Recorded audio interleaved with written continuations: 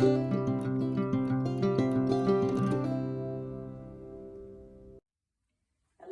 welcome to another episode of I Demand a Homestead. My name is Amanda, and today what we're going to do is we're going to show you how to light a wood stove. In our previous episode, we kind of talked a little bit about how a wood stove works and why we think they're a great idea. My dog is of course going to come right into the shot again. He just has to be part of everything. He's going to lay right down here. Okay, so Sparky's going to be our guest star. So anyhow, so last video we talked about kind of the parts of a wood stove. Today we're going to talk a little bit more about how to get it lit. So if you've never built a fire before, we're going to kind of start at the beginning. You can kind of skim along through this if you've built a fire and you know a little bit more about what you need to do that. So in order to get your fire going, you need a few things. First of all, you need wood.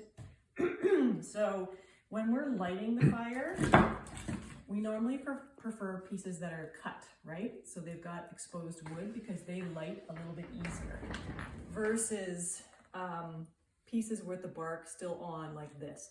These ones will take longer to start burning. So normally what I'll do is I'll wait till the fire is really nice and hot before I put those on. So we're gonna start with our cut pieces. So I've got a few of those there. I usually start with smaller ones just because they also catch a little bit easier. So that's our fuel. The next thing we need is we need some kindling, which are smaller pieces. So we've got these that are kind of just fell off splinters when we were chopping up the wood, or not me, the boys, when the boys were chopping up the wood. We've also got bits of dried bark, that will work. So those are our bigger pieces of kindling. Then I've got smaller pieces. So what I normally do is I just take cardboard, which is a great use for all your packages that you've got shipped online. Not colored cardboard because that's got dyes and chemicals in it, but the plain stuff. And I just kind of tear it into strips. And then normally what I do is a bit of a cheat.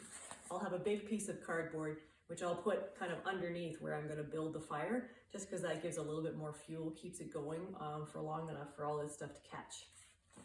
And then the last thing you need is the tinder, which is what lights when you hit it with a match or your barbecue lighter. And that's just going to be paper for us. All right, so now what I'm going to do is I'm going to show you how to load the stove, and then we'll light it and hopefully all will be well. Okay, so the first thing I'm going to do is I'm going to take this, and now we still have some coals in here. I could cheat and use those instead of a match, but I'm not going to, just for the sake of showing you how to do this. I'm going to kind of push them out of the way. I'll build my fire a little bit off to the side today. Okay, so the cardboard goes in the bottom. Then I'm going to put a piece of cut wood on either side. Like so. You see that? Good. And then I'm going to crumple up my paper. I'm going to put it in. You may, there's lots of different ways to do this. You kind of find one that works for you, but this is what I found is pretty consistent. All right, so I've got my wood and my tinder in there. Now I'm going to take a couple of pieces of cardboard and I'm just going to lay them across like so, like that. And then maybe I'll put 3, depends on the length of the log. Throw an extra couple pieces in there. And then I'm going to put my kindling rather on top of that. Pieces that are the right size. I'm going to lay it right on top of that cardboard. So the important thing is that you can see, there's a bit of smoke coming out here from our ashes. There's spaces between here, and that's important because you want airflow. You don't want the spaces to be too big though, because then if it's too big, then there isn't enough room for heat to generate. So we've kind of got our tinder, our kindling. Now what I'm going to do is I'm just going to kind of, on opposite angles, I'm going to lay some smaller pieces of wood across. And that's going to be kind of what hopefully starts burning. And I want it in a nice loose pile so that way there's still, as we kind of talked about, there's air spaces. I'm going to actually maybe put this one log on there. Okay, so that's probably enough to start with.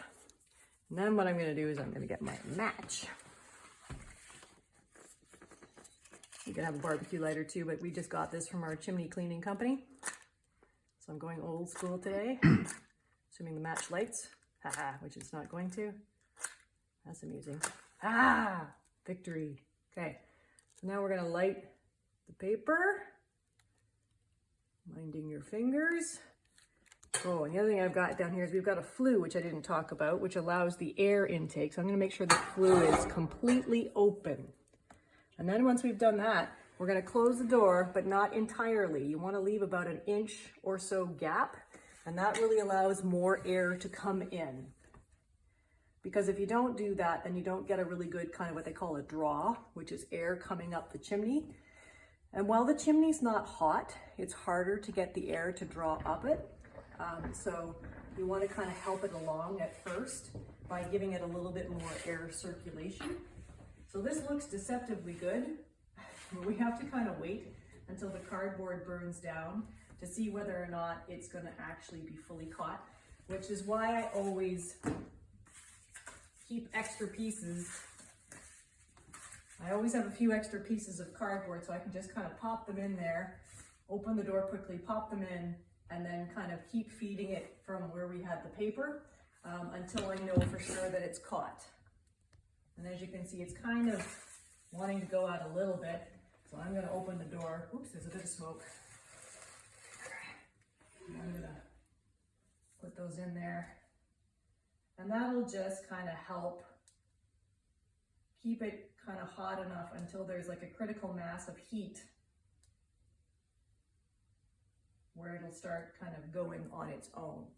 So what I'll do is I'll kind of wait for a couple of minutes, then we'll come back and I'll keep feeding it until it looks pretty good.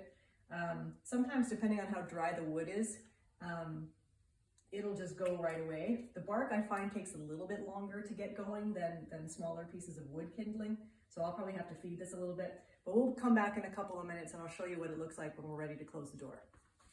All right, so now you can see that it's going pretty well. I did throw an extra piece of wood on there. So at this point, we could close the door if we wanted to. And you do want to close the door because, as I had talked about before, with the door open, there's more airflow going up the chimney, and so that actually causes a lot of the heat to go up the chimney. So once we close the door, what we're watching for is you're going to see that flames are going to get darker. That means they're a little bit cooler, but that's okay. What you're going to see, if it's the right time to close the door, is in another minute or two, these flames will start to get bright again as it starts to kind of pick up intensity. If the flames start to die down too much, then you can open the door again, that crack, and it should kind of flare up again, and you can wait a few more minutes. We probably waited about 5 minutes for this one and made sure that it was kind of like a roaring fire before we closed the door. The last thing I'm going to say about this, and so we've got the flue open. This one's a little harder to see, but it controls the oxygen. You can slide it across. With the flue open, it gets maximum oxygen, so it's going to be a hotter fire.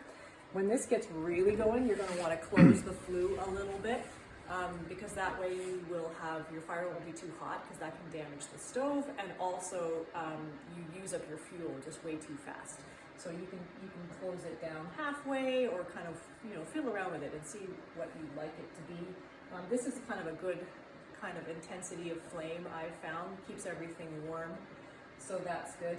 When you want to add an extra piece of wood on, what you want to do is you want to open this door kind of slowly, otherwise you get a backdraft of smoke into the room. So what you're going to do is you're going to unlock it, you're going to open it just like that, again that crack, that inch, for like a minute or two, and then that allows the draft to equalize, and then you can open the door and you don't get as much smoke. Now of course we just did get some because I'm kind of playing around with it, but you get less than what you would if you just open it full right away. You just get a face full of smoke if you do that. So that's a better way to do it.